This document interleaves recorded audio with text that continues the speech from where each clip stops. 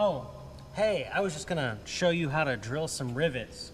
This isn't even connected to anything, but welcome to the channel. I am Bryce Builds It All, your favorite A&P mechanic, IA and Part 147 instructor, and today I'm gonna show you how to drill rivets out of an aircraft. If you follow me over here to the shop, I'll explain a little bit more.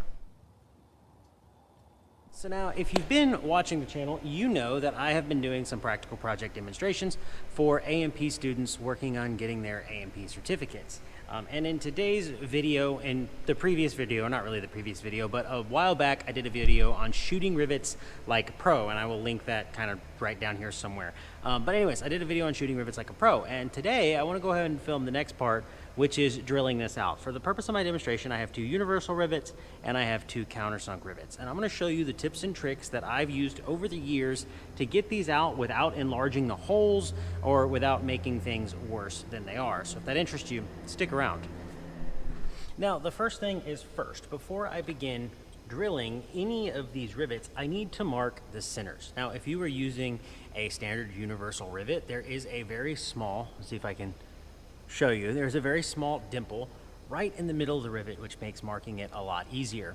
However, not every single rivet has that, and if it's raised, if it actually has a raised dot, then you'll need to take a file or some sandpaper and file it down. If you're doing a Cherry Max rivet, which is a structural blind rivet, it has a steel locking collar in there, and it's very important that you sand it completely off before trying to drill the rivet. I may make an entire video on installing and removing Cherry Max rivets because you need a special sizing tool for them.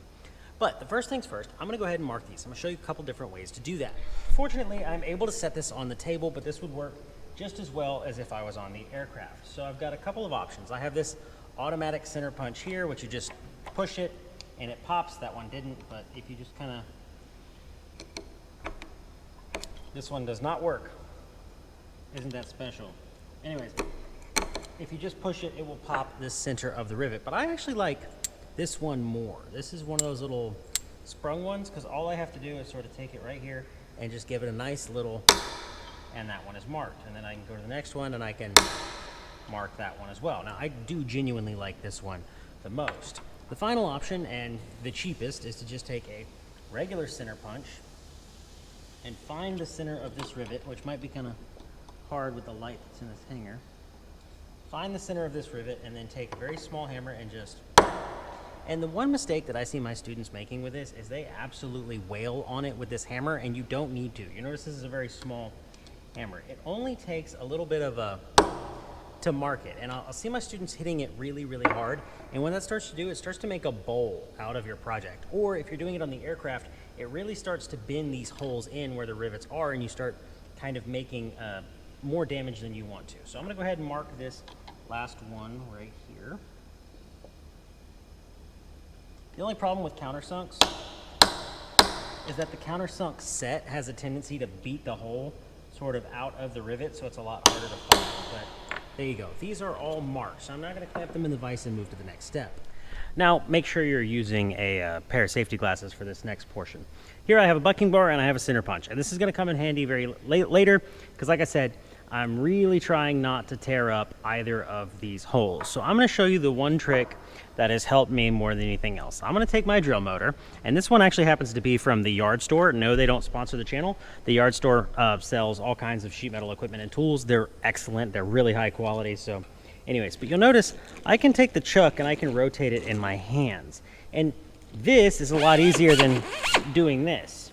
So if I take this chuck and I find that hole on that rivet, and then I just turn it a couple of times by hand, I cut a little divot into the head of the rivet. And I'm gonna go ahead and do it to this one as well, and then I'll show you what I'm talking about. And that's really helping mark that center. And let me see if I can pull this off of here. Really get in there. You can see where I've done it to this one, and you can see where I've done it to this one. But that really, really, really helps center that drill bit in this rivet before I pull the trigger, so that I'm not causing extra damage. And then I'm just gonna go nice and slow and push into the head of the rivet.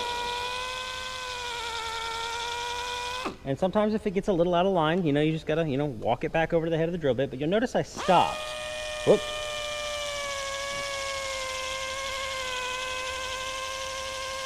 And I stopped again. I'm actually not gonna go all the way through the rivet. My goal here is just to drill the head. So now what I'm going to do is I'm going to take my bucking bar and I'm going to place it on the back side of the rivet. And if I do this right, I actually want it next to the shop head. I don't want it directly on top of it. I want it next to it. And then I'm going to take this automatic center punch and I'm just going to push in right here and I'm going to break it. And the idea is that if I drilled it enough, it will eventually break that shop head off the rivet and it will shoot out. But I don't think I drilled that one enough. So I'm just going to give it just a little bit more. Do this one too. Nope. Well, that one popped off. Well, you see that one popped off inside my drill bit. So pretty good there. Well, that one popped off too. Never mind. Anyways, but you can see my drill bit is now, or sorry, my rivet head is now on my drill bit like this. And I will actually leave these on the drill bit because they end up becoming sort of a micro stop as you start drilling out and you get more and more of them stacked up. You don't go too far through the rivets. But there's both of those popped out. This one here is actually still in. And now this is what I was saying. Instead of trying to drill down through that stem, what I'm going to do is I'm going to take this bucking bar and I'm going to place this bucking bar next to the shop head, and then I'm going to take my center punch right here and I'm just going to give it a nice little, sorry, this center punch really does not work. And I'm just going to pop that stem out the back side of the hole using the automatic center punch. Now let's do the countersunks.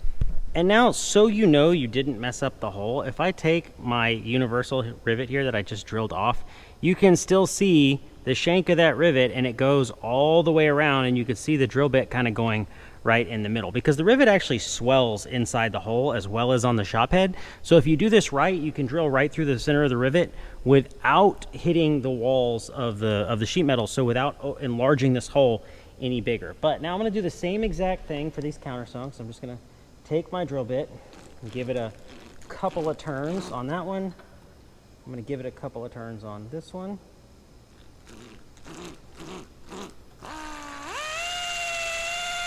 Whoop. Boom. Off. Let's go to the next one.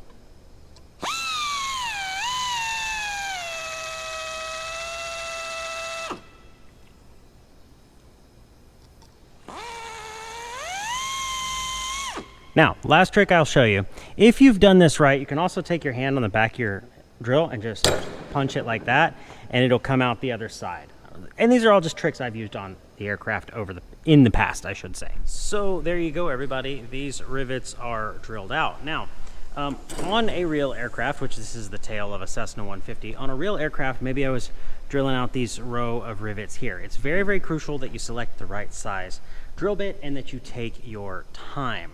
Okay, I was kind of showing you the method. That center punch wasn't working great, but I was kind of showing you the method of only drilling into the head and not drilling down into the shank of the rivet. Because if you just drill into the head and then pop the shank out either with a center punch or a drill bit, you will protect the hole so that you don't enlarge the hole. Now, I know for a fact I have drilled rivets on these Cessnas that have never been out since the factory. And the hole had 3 separate holes all on top of each other, and you could have stuck a 5 rivet in it, but it had a 4. So the hole isn't always perfect to begin with, but you really, really, really do not want to make it worse than it is when you start. So take your time with this. The other important thing, when I was drilling, you may have noticed I sort of moved the drill bit like this. If your drill bit starts to walk a little bit and you feel like it's not center, you can take that drill and sort of move it over and try to walk it back to the middle. But what you don't want to do is go over and hold it at an angle. You don't want to hold the drill bit at an angle. You just want to move it over, walk the drill bit back to the center, and then immediately straighten it back up so that you're not enlarging that hole. So there you go, everybody. That's going to do it all for this video. If you enjoyed it, make sure you leave us a like, leave us a comment, subscribe, all of that good stuff. And as always, go build something and be easy.